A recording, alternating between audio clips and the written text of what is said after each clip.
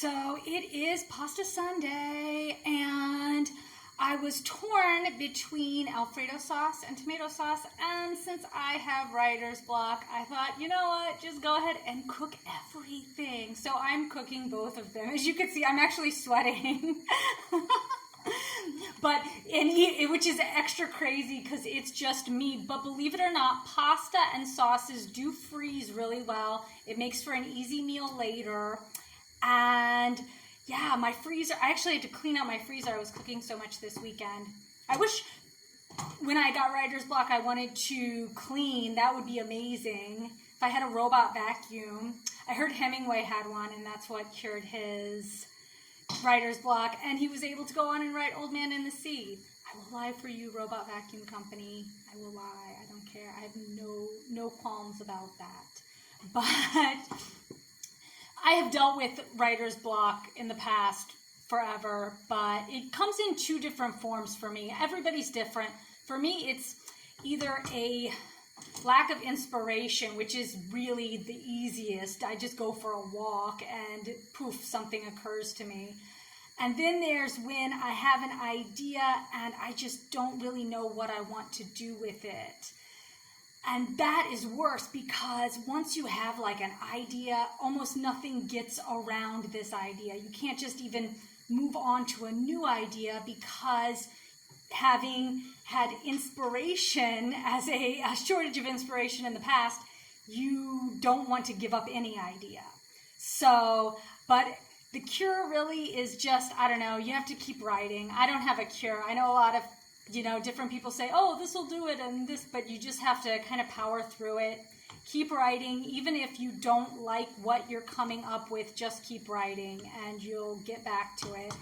I've had this happen a lot. So, and I will get past it. But the other thing that I do is I also do a lot of reading when I have some kind of writer's block. So I did a lot of reading this weekend.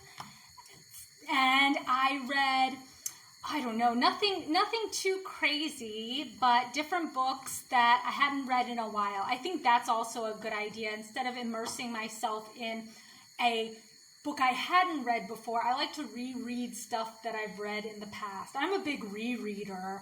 Sometimes I'll love a book so much that I will close it and just start over again on page 1 almost immediately. So doing that, I have plenty of classics that I like to read. And since it is Sunday and Pasta Day, it is also time for a classic poem. And today I'm going to read Wallace Stevens. Yay! I've talked about him before, how he's one of my favorites. And he's a good one to help center your thoughts because he was a slow writer. He wasn't pumping out something every day. I think that's a lot of the problem today with quality writing is that there's so much pressure. You hear authors complain about it, even established authors complain that they're under so much pressure to constantly produce new things. You can't really fully develop your idea or fully express yourself in a way that will leave you satisfied if you're constantly having to push out something new. So to take a deep breath mentally, think of Wallace Stevens, insurance salesman, excellent poet, just a scholar. He once punched Hemingway in the face in Florida.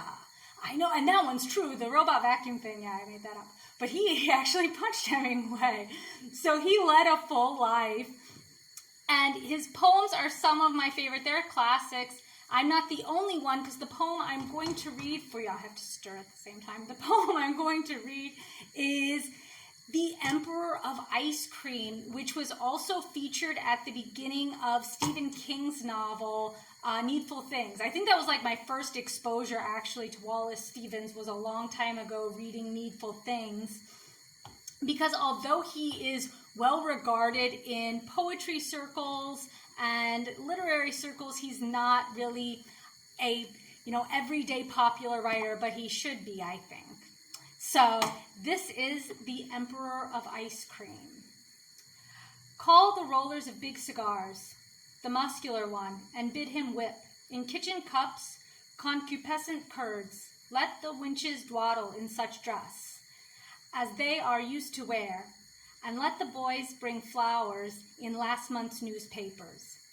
Let be finale of scene, the only emperor is the emperor of ice cream. Taken from the dress of deals, lacking the 3 glass knobs, that sheet on which she embroidered fantails once, and spread it so as to cover her face. If her horny feet protrude, they come, to show how cold she is, and dumb.